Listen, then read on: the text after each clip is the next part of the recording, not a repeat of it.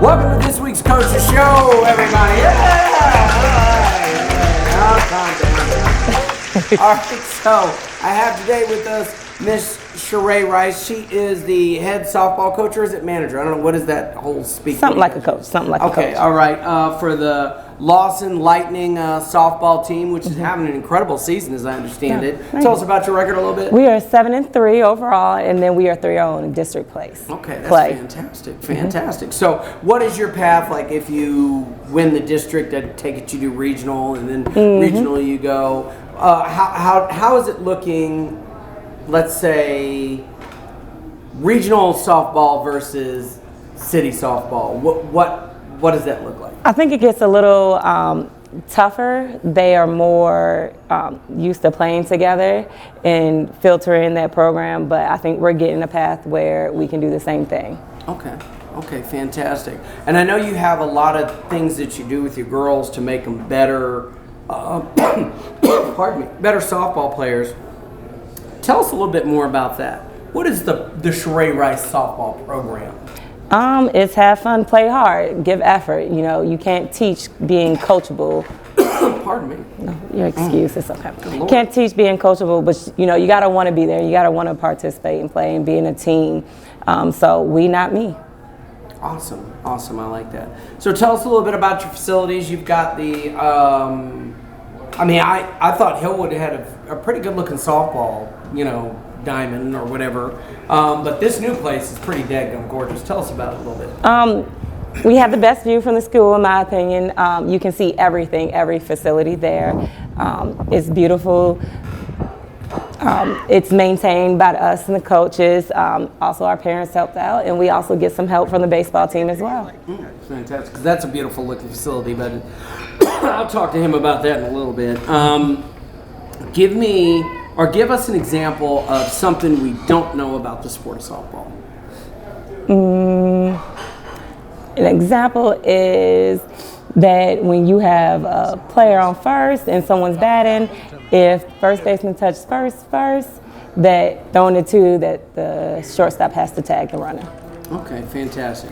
Now I'm going to circle back to this question because I see it in soccer. Girls soccer had a very good season. Came in second in the district, went up to Hendersonville, and there was like a whole nother class of soccer that we just have to get to. We want to have any hope of winning a state championship or making a state run. It seems like to me that's almost the case in almost all Metro Nashville sports that I'm seeing, and we can come up with a host of reasons why. But what is it that Lawson can do, or maybe even Metro Nashville can do, to raise the level of softball here? I think being consistent across the board. I think creating more JV programs and also having more middle school programs so that those prerequisite skills are there, those foundational skills. So you can get more into situation and strategies and fine tuning. I like that. Go ahead, keep going on. I didn't mean to stop. That's all I got. Now, one of the things that I've noticed, and honestly, every coach so far has mentioned the middle schools.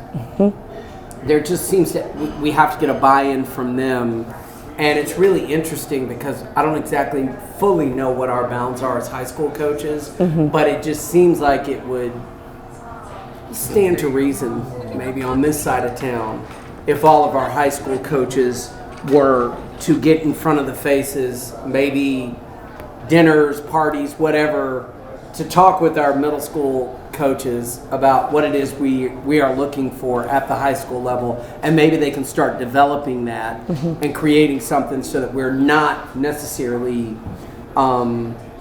starting from ground zero with just a kid that's interested in the sport versus a kid that's interested and has been playing it for a couple of years. Right. It's a massive difference. 1 or 2 years of playing a sport is a massive difference, It versus is. the first year. So that's just one of those things I've noticed. So overall, what would you say your outlook is? What is your 5-year outlook for Lawson softball? My 5-year overlook, recounting these years, is to finish first, was to finish better than what they did last year. So our goal is to win the district tournament, make it to region. Then from making the regions, we're going to make it past the first game of region and to make it consecutive, to keep building year after year. And constantly be good. Constantly be good. I love the sound of it. I'm trying to think, because I was going to ask you something else. But before I get to that, what does a Lawson softball practice look like? Just give us a basic day you practice in the girls. Basic days, we start off with running, stretching, loosening our arms, a little laugh and joking here and there, ask how the days went, because at the end of the day, they're students before athletes, so you want to make sure they're in a good head place. We break down drills in isolation, outfield do some self drills, infield does some individual drills, and then we bring it together. We do some hitting and we do some situations. Okay. And that gets them ready for good old-fashioned softball game. Yes. So tell us about the rest of your schedule and what's it look like? What are we looking like? So the rest of our schedule, we have district play coming up. We get to face Team Fog again on Monday on the 15th, and then we play Antioch High School. And then we play Harpeth, which is an out-of-district game, but it's always good. They have a JV in the varsity as well, so we get that experience for our JV girls. And then we finish up district play against Maplewood, and we get in our rainouts against MLK. Fantastic. All right, Coach, well, I told you I was going to make it quick. We aren't going to hold you too long. All right. Thank you. We wish you the best of luck on the rest of your season. And you know, go Lightning, everybody. Yeah?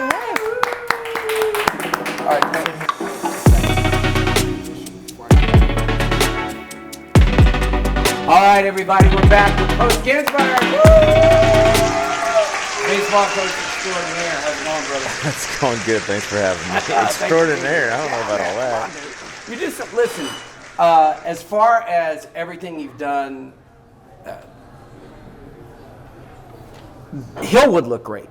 Your diamond at Hillwood looked incredible, and you were a little behind at Lawson until that grass turned green. And oh my God, dude, once that grass turned green, you like fooled everybody. When did that thing finally turn green? It took a minute. Well, I mean, I can't control the nature, right? I Right. mean, it's a seasonal grass, and so you plant it, late in the fall, and then it takes the winter to get green, and then so that when it comes to the baseball season, it's nice and lush. So. And see, here's the crazy thing. While everybody else's grass was dying, yours came in that beautiful shade of green. Looked incredible. I'm saying all that to say that if there's one coach that really, like, from top to bottom, makes sure everything that as it pertains to their sport is taken care of, it's Coach Ginsberg here. So that's fire. Tell us about the boys program. Tell us about baseball. I mean, we're in the midst of it right now. We're about two-thirds of the way through. We're 14-7, which we took 2 from Maplewood, which is a district opponent yesterday. Had a Henry Schaefer, who's the principal's kid, throw a no-hitter, and then Braxton Laux, who's a sophomore, threw a 1-hitter. And so they struck out 21 batters between the two of them. So we're in first place in the district, 5-0. We play them one more time on Friday. Now that it's raining, like we were supposed to play them today, but it rained out. But with our win last night, we actually tied our win total for the entire last year. So when we still have about 15 games left, so we're in a good place. Like they're finally, we've been building a program, building a culture for a few years now, and I think we're finally getting to the point where everybody's kind of buying in, and that's important. You got to have buy-in from 1 down to 30, and so easily. And so, especially with baseball, there's a lot of moving parts, and if one part is not going in the same direction, then it doesn't work. And I have to say, I don't even think it was opening day. I think it was a preseason game, such as it was. I was scrimmage. Yeah, I was blown away by just the atmosphere. The boys were loud. They, I love it when a team is its number one cheer section. You know what I mean? When the team is loud and it's hyped, it becomes infectious for everybody around that. I guess that's a part of that culture that you were talking about building. Yeah, I mean, we don't want them to be cheerleaders. We don't want it to sound like, for lack of a better term, a softball game, where they're constantly chanting. But we do ask them to to be engaged and cheer on their team, because when they're riding momentum and they're loud and the crowd's loud, and we We have super supportive parents that show up every game, whether it's hot, cold, windy, rainy, sunny, whatever it is, and so they're there for us. And we feel that energy from the other side of the fence too, and that just kind of gets us going because when baseball can get long, especially when it's quiet, and it's stale, and so with that, it's just like anything. If you have momentum, if you have energy, like the kids feed off of it. Definitely. Now you're number one in your district right now. We are. Well, I don't want to say. I'm not going to ask you to predict. I don't predict. We're going to win it. Like, okay. What do you want to say? There we go. There's no coach in America that's going, we're really just striving for third place this year. Amen. Thank you. And honestly, it'll be, us and Hume Fogg are probably the two favorites to win the district. We have Glencliff and Maplewood, and we've already swept Glencliff, and we have one more with Maplewood, and then next week is the big one with Hume Fogg. We play them Monday at Vanderbilt, and then Tuesday we play them at home, and then Thursday we'll play them at Rose Park, which is Belmont's home field and their home field. And it's always like a big rivalry because honestly, like a lot of those kids from Hume Fogg actually live in the Bellevue area, and so they've all known each other growing up. And last year, They swept us in the regular season, but we ended their season in the district tournament, and so we sent them home. So I'm sure they have a little payback in them, but we have payback too for them sweeping us in the regular season. So we've kind of earmarked next week on the calendar is like this is the one. I mean, whoever wins that series will win the district in the regular season, go into the district tournament as the number one seed. And so, we're in 3-game series now. Last year we were only in 2-game series, but because we lost the team when they reshuffled the districts, then now we're in 3-game series. So that kind of gives us a little advantage because we're a lot deeper than they are pitching wise. Right. And that's in baseball, like everything. It's everything. Like if you can't pitch, you ain't going to win. Right. And so we're excited. We're excited to see them next week, and we'll see what happens. I mean, it sounds good. Now, let me ask you this: how is baseball growing in the city? What I have noticed is, as I said to Coach Rice, there's a little bit of a power imbalance outside of Davidson County MNPS. It's like you get these really, really elite teams in Sumner and Williamson, and we'll have pretty good teams in Davidson. What is that power balance like in baseball? Have we caught up, or have you caught up rather? Or? No, and we won't. It's actually struggling in Davidson County, to be honest with you. I mean, because it's such an expensive sport.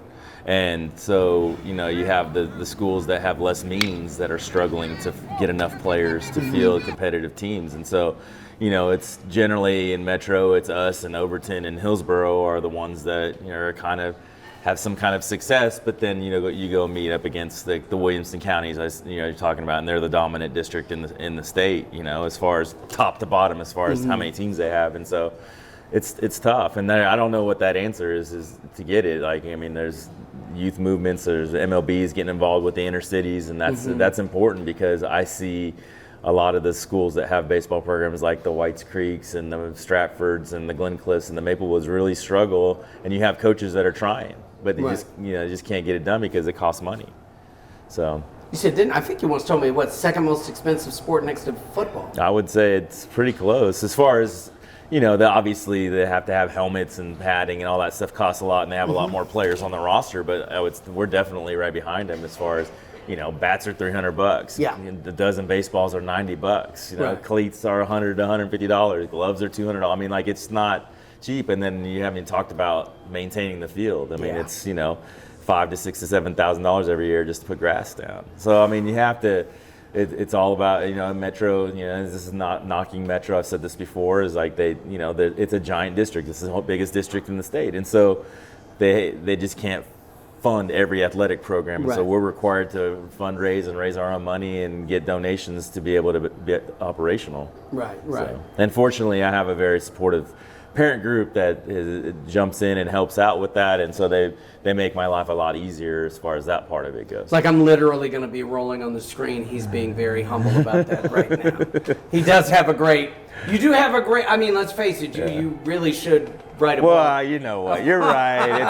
It's on me and the hustle. No. It is, I mean, you though. have to. But I do it because I want to set a tone for the kids. Like, if you have a coach that's lazy, that's not going out and showing, leading by example, what motivation does the kid have to play hard for them? Right. And so, that's one of the. Obviously, I want to make it where they're getting the top-notch facilities, the top-notch equipment, so that it's the virtual look good, play good, right? Yeah. Best uniforms, best hats, all that stuff. And so if they see that, they appreciate it. And on top of that, they're getting better because we have equipment that other schools don't have because we raised money to be able to provide that for them. So that in turn, leads to getting better on the field. And I have to say, I want to back that up. I always talk about the orange slices when I was a kid playing soccer, and it was just, you had orange slices. Yeah. That's just what you did.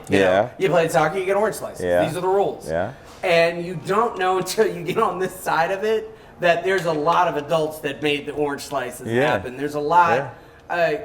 If anybody were to say that this is Lawson's baseball team is like that because it's Lawson and they got the money, this, that, and the other. And you have no earthly idea.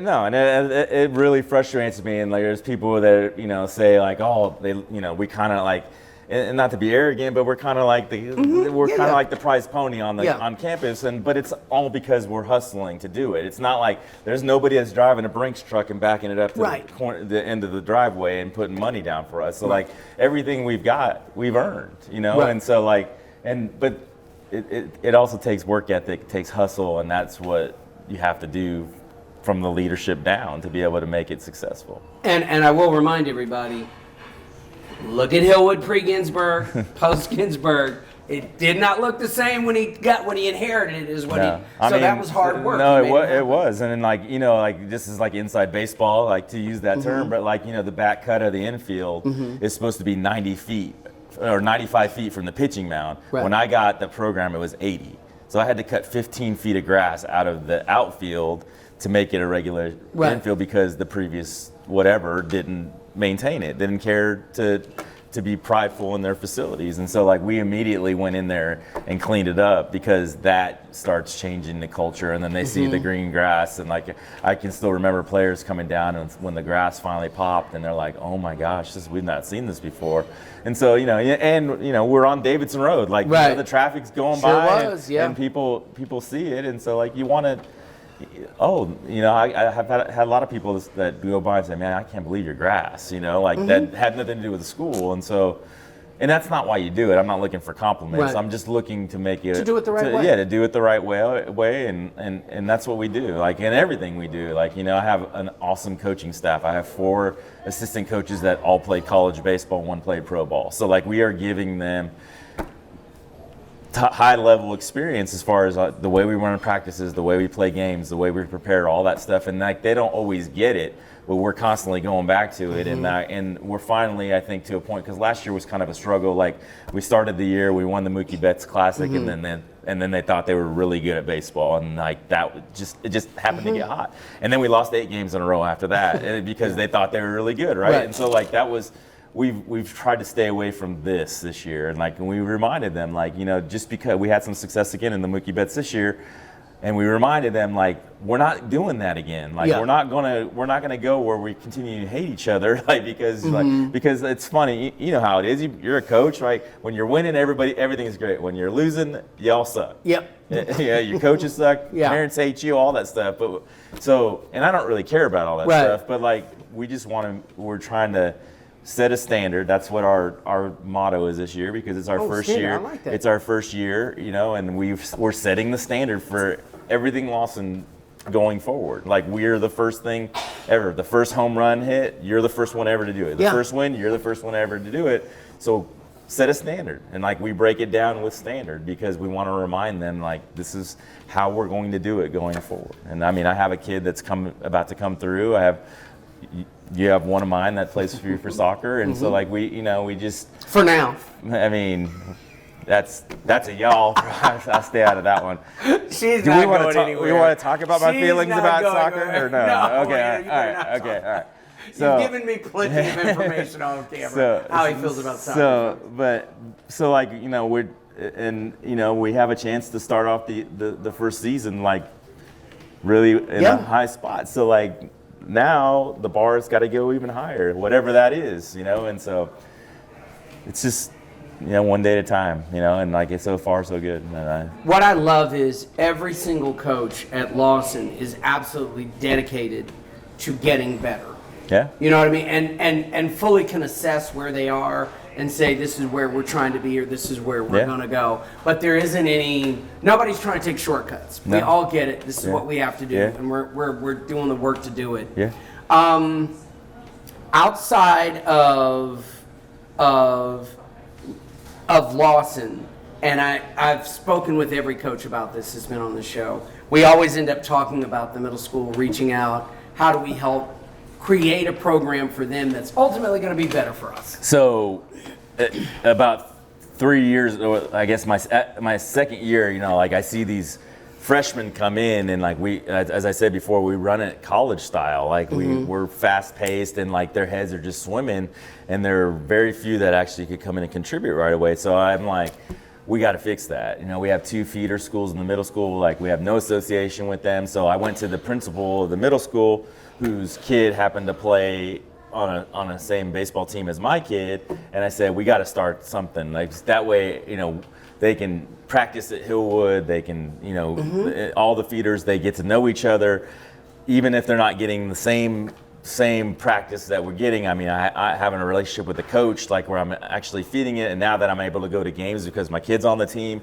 I'm able to like see stuff that goes on there in the game and make pointers to kind of help them out, so that now as we've gone along, and we started that team 3 years ago, and like so this year they're first place in the Metro middle school, and there's some really good players, and they're all around us, and so when they get up to us, they actually can help contribute it, or at least be closer to being able to perform, as opposed to 3 years ago it was like, well, I'll see you next year. Yeah. Like, you know what I mean? And so like, I mean, I have a freshman starter this year. I have a sophomore starter. I mean, like, so like we're fairly, my freshman class this year in 4 years is going to be legit. Like I have a ton of talent, and I attribute that to because they're getting game experience and not just going to the local parks and playing, and so they're getting high level game experience that helps bridge the gap when they get to the high school. And you hit the nail on the head about that. Just briefly throw in travel ball. How does that work into the big picture? I coach club soccer as well as I coach, scholastic high school soccer. The difference is breathtaking. But tell me what you see on the baseball front like that.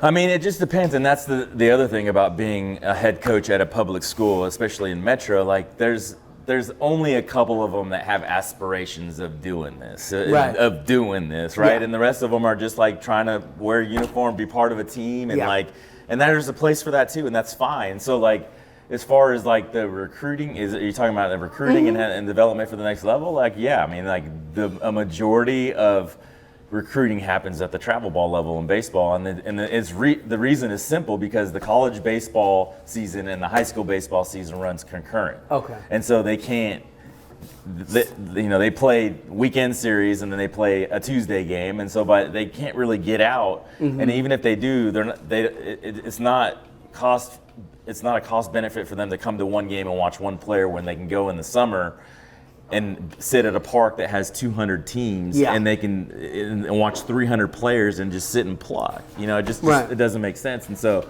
unless you have a dude, that's what we call them in baseball. If you have a dude, the colleges generally aren't coming to high school. So, like, if you want to play this game at the next level, you got to continue in the summer with travel, and that's where the recruiting and the next level stuff comes for the most part. That's amazing to me. Yeah. I just know that on the soccer level, there was a move. A lot of the kids that were playing travel, they wanted to keep playing travel, but they wanted to play scholastic because, let's face it, at the end of the day, I'm having a great season right now with club, but who knows? You know what I mean? And you have a great season for Lawson. Your name's called over the intercom. People are hearing about it. They have access to you at the field to watch you play. It's just much more of a community vibe. Yeah, for sure.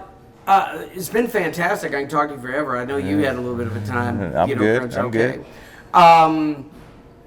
tell us something about high school baseball, Lawson baseball in particular, to where we can get more of the community. Because I would really love to see, for all of our sports, the parents that are at Harpeth Valley and Gower or something like that, hey, let's go check out, my son plays baseball, let's go check out high school baseball, let's just see what the high school like, and then they come in and just because it's something to do that day. Yeah, no, I mean, like must-see TV is what you're saying, right? Like, I mean, the simplest way to do that is win, right? Like, the more you start winning, the more they come, right? And then you got to do a good job of promoting your program as far as like making it known that they exist. Like, people's lives are busy. Like, they're not gonna stop everything and come to a Wednesday game at Lawson if they don't have a reason to, right? So you have to give them a reason to. And so like, a couple weeks ago, we did this big giant fan fest, at school, and we had about 150 from the community show up with bounce houses and dunk tanks, and food and home run hitting contests on the field. And so to give them a chance to come see the facilities, to meet our kids, all our players were in uniform, and we're walking around and taking pictures with kids and playing with them and all that stuff, just to see where we are and who we are, and eventually all that stuff just kind of bleeds out. I mean, it's just, but you gotta promote it and give them a reason to come. And so, I mean, it's just like nobody's stopping just because they want to, unless they really love baseball, or they have somebody, and it's a community, and the more people that start spreading the word, and social media helps and all that stuff too, like the more it gets out there. And as we get into the district tournament, I imagine the crowds will get bigger, and then if we win the district tournament, we actually get to host regions this year. So now we're going to bring the two teams from the other side. They're all from north, from Sumner County, will come down, and so then it's electric Friday night, Saturday night, whatever the night is, like with lights on and a big crowd. And our field is kind of, the area, there's not a ton of it on that side of the fence, and so it just feels like there's more people there because everybody's kind of cramped in, which is kind of cool actually. So yeah, I mean, it's the proverbial, if you build it, they will come, and so that's what we're doing. We're building it. I think you're definitely building it, and I see some good youth baseball out there and stuff like that. The things that I think are actually going to help continue to grow. I was telling somebody the other day, I know a young girl that's a Fairview Middle soccer player, and she's going to Fairview High. There's no talking her out of going to Fairview High. Yeah. I mean, that's why she went to school. Ever since she's been in elementary school, she wanted to go to Fairview High and play. Yeah. That's what I'm hoping we're creating out here in Bellevue. Yeah. I had it when I went to Hillwood, just because I'm a homer. I like whatever my home, I'm going to be a fan of it. But it was interesting to me to see that it kind of died down, and it's great to see it come back. For Lawson at this level. The big thing is getting people on campus, because everybody that comes on campus, they're like, this is a metro school. I mean, it is a legit small college. It looks like a college. The facilities are unbelievable. So the more eyes we can get on it, the more interest we're going to get in. Yeah, and honestly, that's very true, because even with the guests that I've had there, there's conversations. Yeah. People are looking at it and saying, hey, I want to be a part of this. And I'm very happy that Metro has spent this type of money. For sure. Building our new school, but even in the case of a Hillsborough, the refurbishment, it looks like a wonderful establishment. And although I want to beat them senselessly every time we play them. So it feels good. Hey, I'm done, but anything else you want to say to let everybody know about Lawson action? What we need is everybody to come out next week for that Heme Fog series. Tuesday at 6:30 at Bolt Park. I didn't name it that. I don't love calling it that, but I guess I'm under contract to call it. I don't know. But 6:30, it's going to be electric. We need to get everybody out there just rooting it on, cheering it on. Well, you do want it to be electric at Bolt Park. I see what you did there. Thank you. Down in Voltage Valley. Got it. Down in Voltage. Yes, thank you. There you go. There we go. I'll take that up. Right past the power pitch. I can go on all day. He's really just showing out, everybody. He's having a good time. Listen, though, Coach, thanks for coming. Thanks for having me. It was excellent. You didn't disappoint. That's Coach's show this week, so catch us next week,